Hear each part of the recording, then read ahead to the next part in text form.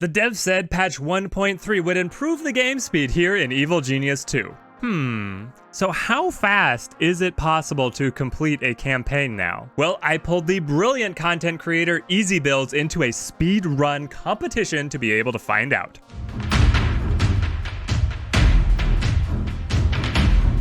Now, Evil Genius 2 is tagged as a strategy, simulation, base building game. This is hardly the type of game that people usually speedrun. Usually, a speedrun is measured real time for the player, but we decided to simplify things and measure just off of in-game days passed. This means that pausing or speeding up time is totally fine. We are playing on medium difficulty and racing for all the bragging rights. If you guys are interested in playing along, check the description down below for details on how you can submit screenshots of your times or post your times down in the comments below. If I get any takers, I will do another follow-up video shouting out what you guys were able to accomplish. Meet Maximillian von Rich Kid. Now, because each genius technically has unique campaign missions, Easy Builds and I decided to play as the same character to streamline competition between us. Max here may have a habit of laughing maniacally and glaring from his golden desk, but deep down he's just a sweetheart. All he wants to do is get a PS5 as a present for every minion in his employment. Minion Appreciation Day is coming up quick, so Max is going to have to hop to it if he's going to procure the funds for all of those PS5s on the black market. We've set up an operation here on Kane Key to simplify keeping agents off our back and disable the tutorial to set up as quickly as possible. We have to immediately secure some revenue streams if we are going to be able to win this challenge. Now, the scalpers over at the FOJs are not going to be happy with us trying to get all these PS5s. They're going to try and stop us. The key for expanding here is to disperse our operations. That is going to keep high-level agents and super agents from going after us early on. We are also going to try and upgrade all of these criminal networks to level 2 before we spread out to level 1 criminal networks all across the world. The level 2 criminal networks offer such a higher level of efficiency in terms of the schemes that they give you, and it is also a lot easier to keep our heat levels low if we only have a few criminal networks to juggle. Interacting with agents as little as possible is going to be key for a quick win. Our admittedly ugly beginning base is coming right along, and now we have to pick our starter henchmen. This is a key decision because henchman side stories require a lot of time and resources, so I don't know how many we are going to be able to recruit. I want Jubei, Iris, and Eli. Sorry, Janet. And because Iris has the most annoying side story, we are going to get her in this simplified mission. Minion Appreciation Day is drawing nearer, and we are still far from having a PS5 for each worker. The base is starting to come together, though. Now, because I have to do the editing for this, I might hate myself for saying it, but cue the base building montage!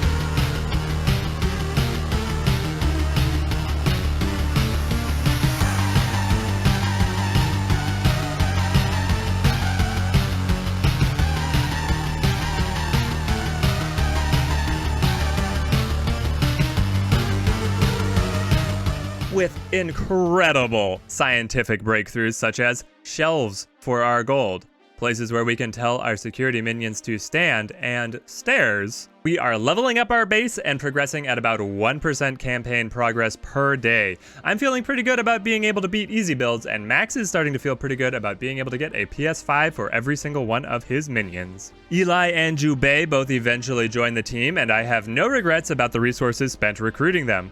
Money is coming in pretty steadily, but intel and research are holding us up, even though I have doubled the lab and intel facilities that I usually construct. The forces of justice have caught on to Max's plans. They think that he's trying to do something evil with all these PS5s, so they've been buying up all of the available stock. Well, Max isn't gonna let that stop him. He is no quitter. And he doesn't have enough time to pivot and plan a different gift for Minion Appreciation Day. He's gonna have to steal those PS5s from the FOJs. Beehives set into the walls and nefarious paywalls selling cut content as DLC have been brought into the cover operation to further disrupt the investigators. They have admittedly mixed results. I'm gonna have to play around with the designs like this in another campaign where I have more time to be able to devote to refining their design. The conflict is really coming to a head, and I have my scientists scrambling to research the late game traps I need to be able to soften up these waves of investigators. The research has lagged behind, and the result is a carpet of body bags here at the entrance to the lair. Well, I guess a few less PS5s we're going to have to buy in the end. Now just to hit the FOJs with the Midas device and sprint on to the end of the campaign. I've got Easy Builds on the line here, coming fresh off of his run of the Speedrun Challenge. How's it going, Easy Builds? It's going pretty good. How about you, man? I am doing great. So, how are you feeling about your run? I'm feeling pretty good. I mean, all around, I felt like I could be faster at different points, but all in all, I felt like I did it as fast as I could, and I'm pretty happy with the results. Nice, nice. Yeah, this was a really fun challenge to do. It just made you play the game like so differently than you normally run a campaign. How much of a game plan did you come up with going into it? I didn't have a huge game plan going into it. Really, I had thought about it for maybe 10 minutes just of kind of what the main things were to hit were, like what were the main things I wanted to do. Primarily, the game plan was, pause a lot of times just to stop the clock since we were only doing in-game days. Pause a lot, make sure the minions are always doing something, and especially, keeping money flowing in on the world map, keeping the intel flowing in the command centers. I really just wanted to make sure that everybody always had a job so that I could just keep things going as fast as I possibly could. Oh yeah, it was so easy to get sidetracked for me, just like, and then I can extend this part of the base and start making more money here. But yeah, keeping the campaign moving is the key. I'm curious, what map did you choose to play on? I chose to go for the donut map. I figured that one has the most basic rock. It's got a huge casino that you can expand into if you need to expand into more free space like that. I figured the donut would just be the quickest one to expand on. It was probably about 5 hours into the second floor. For a speed run like this, I kind of just covered my basic needs, and on the donut map, you just get so much room that's just a very quick map that you can expand on, unlike the other two. And plus, you have the whole one entrance type of deal. You only have one entrance for all the enemies, which makes it a whole ton easier. That is a lifesaver. Saboteurs, yeah. Yep. So, did you opt to use the tutorial? I did not. I thought that it would just be kind of a lot of extra time. I've heard that you can get certain bonuses from using the tutorial. I guess you get some money bonuses or something like that because you're in kind of like a grace period. I heard that a little while back. But for me personally, since this was a speed run, I was kind of like, if I can just limit the amount of main missions I have to do as much as possible, I'll just save myself a ton of time. Yeah, that was actually a really close decision for me. I have started a ton of new games, so I've played the tutorial a lot. And they shelter you from agent attacks really early on. Right. But yeah, then they also add these extra nitpicky missions that you have to do. So I also decided not to use the tutorial, thinking that I could get set up a little faster. We'll see how much I wonder if it did help. I guess we don't have a way to compare between the two of us. If we did it again, maybe choosing the tutorial, seeing if you could kind of blow up your money, make the criminal networks. I would definitely be curious to try that, because I actually have never tried that. I've gotten a few comments about people telling me about this method. I want to try it out, but I feel like every time I instinctively turn off the tutorial, generally I'm just awful with tutorials. I'll play any game and just completely, if I can skip the tutorial, I will. Even if it's a very difficult game, I avoid them. Oh yeah? Are you one of the people who sets it on hard mode immediately? You just want to play on the... I'm not that cool. I'm not that much of a gamer. I'm not that good. All right. There's some people who do. They're like, I just want to play on the hardest mode. Easy mode's going to teach me bad habits. Yeah. So, for your campaign, what did you find was the biggest challenge for you?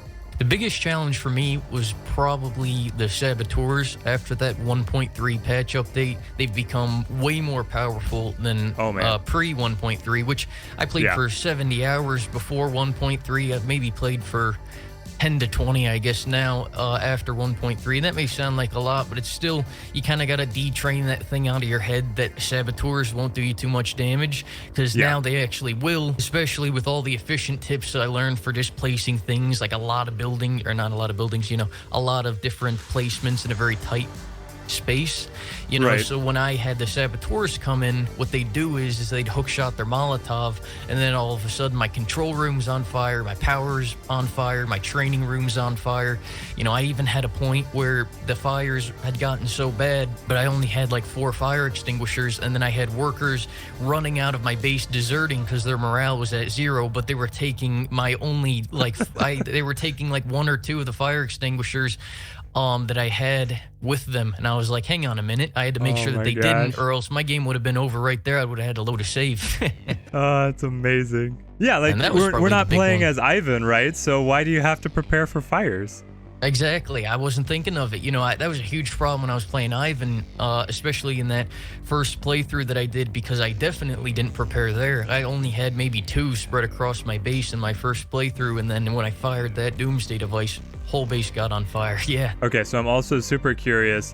Did you take any detours to pick up henchmen or loot? I opted not to go for more than 1 henchman, primarily just because I didn't want to waste that extra time. I mean, that was like the big reason. I could have made combat easier, but generally I just didn't want to waste the extra time on side missions or minion requirements and that kind of stuff. Yeah, so I did. I felt like I was going to need them to be able to make it through those final waves. I picked up Iris as my starter because I think she has the most annoying like side mission to complete. And then I got Jubei and I got Eli because their side stories open up so early. So I was trying to keep like both a side story and the main campaign running at the same time. We'll see if that ended up costing me too much precious resources. If we ran it again, do you think you would be like way faster, or are you pretty happy with what time you put up? I definitely think I could have been faster. I mean, I'm guessing that I probably could have shaved off 10 days if I just fixed a couple main things. Primarily, I think if I had handled my fires better,